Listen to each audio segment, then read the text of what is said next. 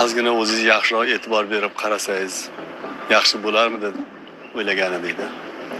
Bu gapingiz bilan qizimni boqolmayapsan demoqchimiz? Meni noto'g'ri tushundingiz. Yo'q, men to'g'ri tushundim. Shunaqa demoqchimisiz? Haligi shu bozordan tilmi, jigarmi olib kelib yedirib tursangiz, balkim yaxshi bo'larmidi deymanda. Shu dada. Katta qizingizni hayotiga ham aralashganmisiz deymanda. Shunga bojam, ol qizingni deb tashib ketganmi deymanda. Endi nima? Navbat ikkinchi qizingizga keldim.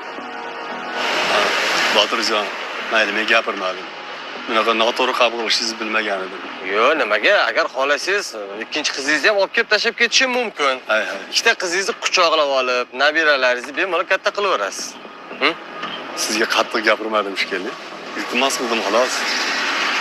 Bolam-ku axir. Bu menga qattiq tegdi. O'zi uyingizda bitta ajrashgan qiz o'tiribdi. Ularni ikkita qilmoqchimisiz? Agar qattiq gapirib qo'ygan bo'lsam, uzr yo'q. May. Dada. Uydagilarga salom ayting, gaplashamiz. Yaxshi bo'l.